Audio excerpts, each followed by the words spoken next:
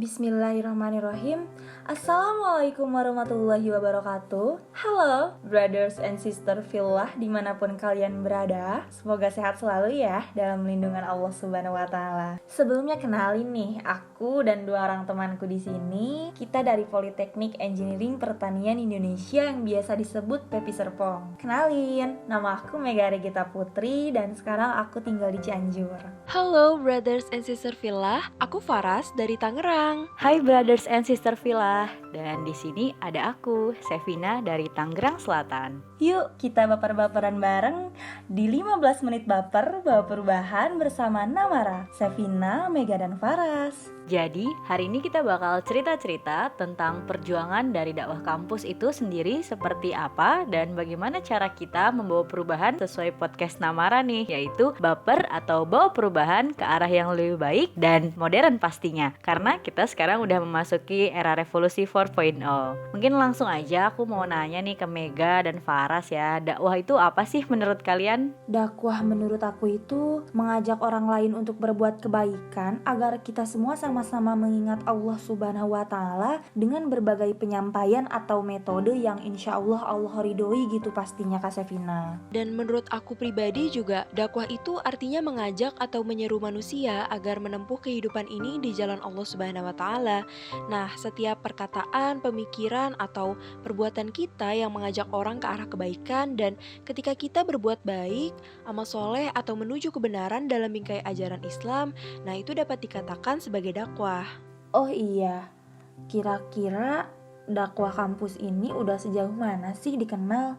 Dan seberapa penting sih kita sebagai mahasiswa untuk ikut dalam LD atau lembaga dakwah kampus? Biasanya sih tiap kampus tuh punya lembaga dakwahnya masing-masing ya, yang mungkin kebanyakan organisasi yang sering kita dengar ada lembaga dakwah kampus gitu. Banyak banget tujuan dari tiap-tiap mahasiswa yang tergabung dalam organisasi tersebut, dan insya Allah emang orang-orang yang di dalam lembaga dakwah tuh niatnya baik gitu. Aku rasa juga udah banyak ya mahasiswa yang tahu tentang lembaga dakwah ini, namun kayaknya belum banyak yang tertarik untuk join in and contribute di dalamnya. Kalau ditanya seberapa pentingnya lembaga dakwah buat mahasiswa, in my opinion itu penting banget ya, karena berbicara tentang dakwah kampus, maka kita akan membicarakan tentang masa depan bangsa dan perbaikan bangsa gitu. Dakwah kampus inilah yang nantinya akan menjadi salah satu tonggak peradaban masa depan. Membangun peradaban itulah yang akan kita lakukan di kampus, dimana masyarakat nih bisa menilai apakah mahasiswa kini yang akan memimpin bangsa di masa yang akan datang adalah seorang yang seimbang antara ilmu akademik dan ilmu agama. Maka dari itu mungkin sangat penting ya buat aku untuk bisa berkontribusi dalam organisasi yang tidak hanya duniawi tapi juga berorientasi pada akhirat. Iya, bener banget tuh Kak Sevina. Aku juga setuju karena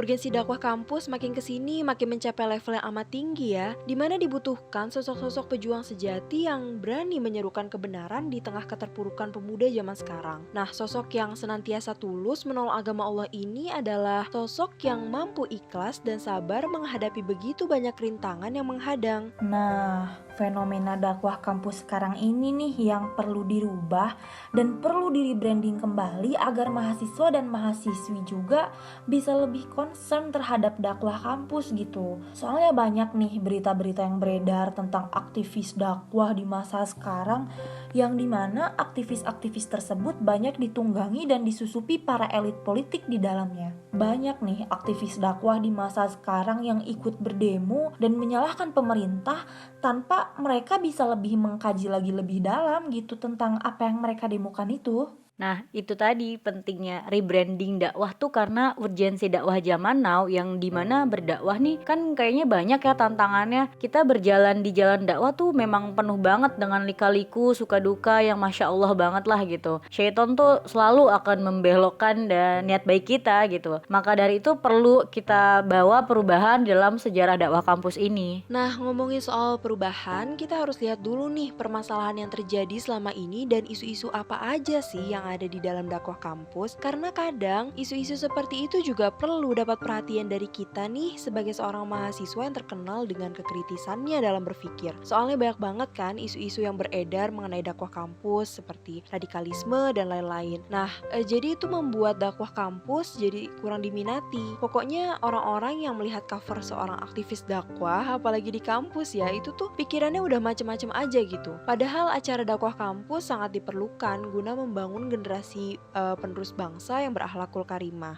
Yap, setuju banget Faras. Mau cerita sedikit nih jadinya. Dulu waktu aku SMA pernah denger cerita, katanya dakwah di beberapa kampus di masa dulu-dulu itu isinya orang-orang radikal yang terlalu fanatik dalam beragama. Dan mungkin di beberapa kampus di masa kini juga masih ada gitu. Tapi sih kalau menurut aku ya, mahasiswa dan mahasiswi sekarang udah banyak yang melek terhadap perkembangan zaman gitu. Bahkan di beberapa kampus isu seperti ini sudah ditepis oleh beberapa kurikulum yang dimana kampus tersebut mempelajari mata kuliah tentang radikalisme. Itu dia Mega dan Faras. Gimana cara kita mengubah mindset netizen ya tentang stigma-stigma mereka terhadap lembaga yang menaungi dakwah kampus. Kita sebagai mahasiswa yang masih berada dalam kesadaran akan berakhlak dan berilmu tuh harus mencerminkan attitude kita bahwa kita nih anggota LDK tidak se-ekstrim yang mereka pikirkan. Sayangnya ekspektasi kan seringkali tak sejalan ya dengan realita yang ada. Akhlak pemuda-pemudi kampus saat ini nih sama sekali nggak mencerminkan sebagai sosok yang berilmu. Sosok berilmu yang dimaksud nih mereka yang berpegang teguh gitu pada dua landasan kokoh dalam beragama Islam, yaitu Al-Quran dan As-Sunnah. Itu dulu sih yang harus dibenahi agar dakwah kampus nih bisa tersorot di pandangan publik dengan citra yang baik. Iya betul banget Kak Sevina. Itu semua juga termasuk ke dalam tantangan kita dalam berdakwah ya brothers and sister Fillah. Kalau sebetulnya secara universal tantangannya itu sama saja seperti dakwah pada umumnya. Tapi perbedaannya kalau zaman dulu itu teknologinya yang belum menyebar luas.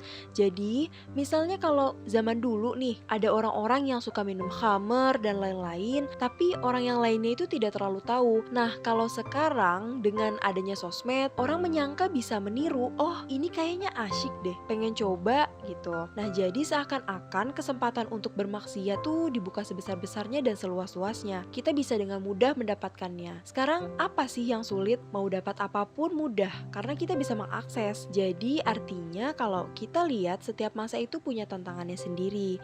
Zaman old punya tantangannya sendiri, zaman sekarang punya tantangannya sendiri.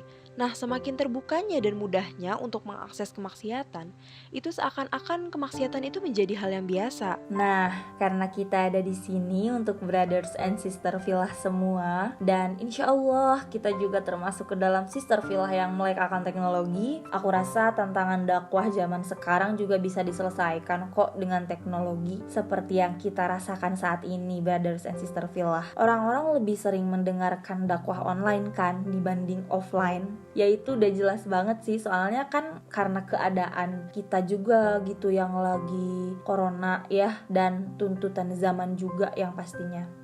Akan tetapi banyak yang perlu kita perhatikan nih dalam mendengarkan dakwah online ini. Kita harus mengetahui latar belakang sumber dan kejelasannya agar kita semua tidak mudah terjerumus gitu ke dalam pemahaman-pemahaman yang tidak sesuai dengan ajaran agama kita begitu. Nah, mungkin di sini yang lagi dengerin podcast kita juga kan pasti brothers and sister Fillah yang bisa disebut kita sekarang adalah generasi milenial ya, yang pastinya punya sosial media semua.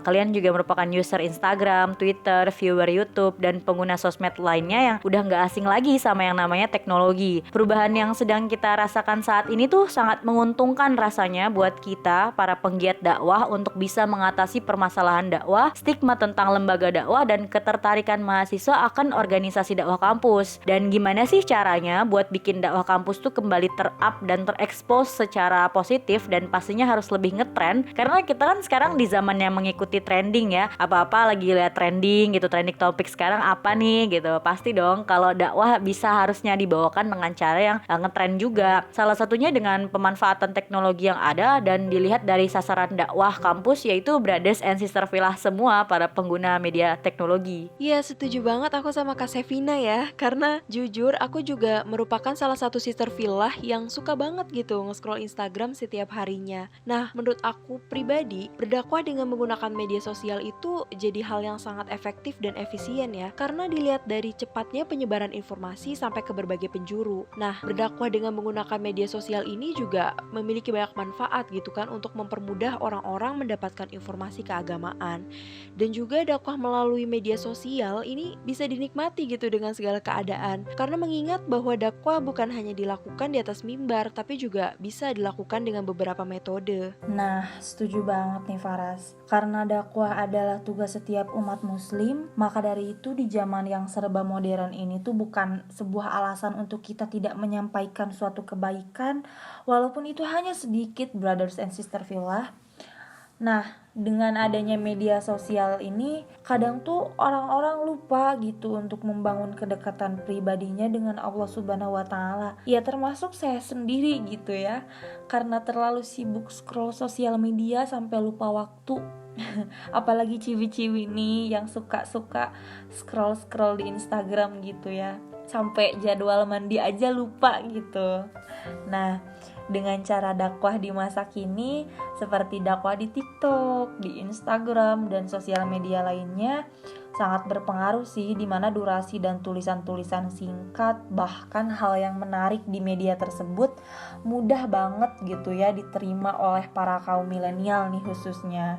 Masya Allah sekali ya rekan sister Villa Mega dan Faras ini. Nah, mungkin buat brothers and sister Villa yang mungkin lagi rebahan ya sambil dengerin podcast Namara, pasti juga setuju sama Namara kalau bersosial media tuh emang gak akan ada rasa puasnya, dan seakan-akan waktu nih berjalan dengan cepat. Ternyata gak kerasa udah 3 jam berselancar di dunia maya dan belum menghasilkan pahala apapun dengan bersosial media. Maka solusinya gimana nih biar balance antara nafsu dunia yang maunya online terus gitu ya, dengan kebutuhan kita akan akhirat yang harus selalu dipenuhi, yaitu dengan para aktivis dakwah membawakan dakwahnya di sosial media berupa kayak podcast kayak gini, terus ada konten Instagram yang berbau dakwah, dan brothers and sister Villa juga turut mendukung influencer dakwah lain agar lebih dikenal dengan hal yang bermanfaat gitu buat akhirat kita tentunya. Apalagi ada hadis yang mengatakan bahwa sampaikanlah dariku walau hanya 1 ayat, hadis riwayat Bukhari. Jadi memang dakwah kampus ini harus bergerak, harus berubah gitu. Jadi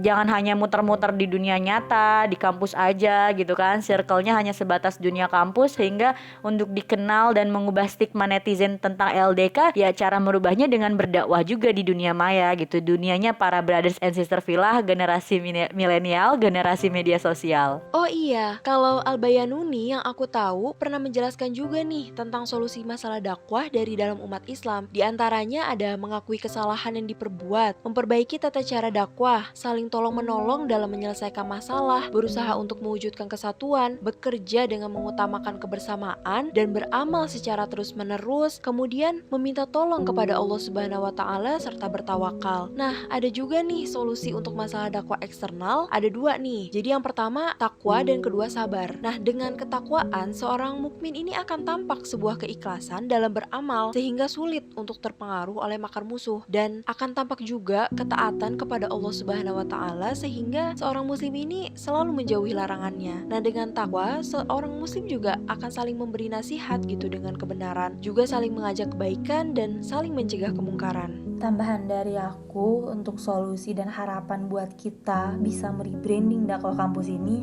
solusi dari aku di sini lebih ke dakwah sosial media sih. Mungkin lebih menekankan dan mengingatkan kembali untuk diri aku pribadi nih khususnya, dan brothers and sister Villa semua, ketika kita mendengarkan dakwah di sosial media, aku garis bawahi kita harus lebih teliti gitu terhadap dakwah yang disampaikan dalam latar belakang, sumber dan kejelasannya gitu, seperti ayatnya itu udah bener, udah pas atau enggak gitu, agar kita semua tidak terjerumus ke dalam ajaran yang tidak sesuai dengan ajaran agama kita.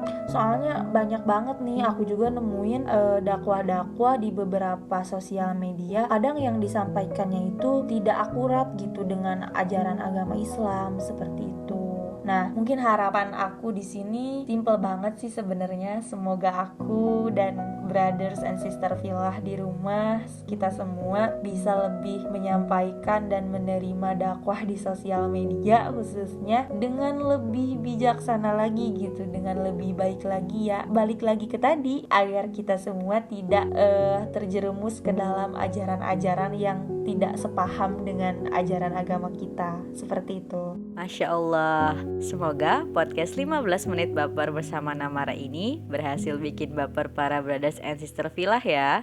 Jazakallah khairan katsiran. Assalamualaikum warahmatullahi wabarakatuh.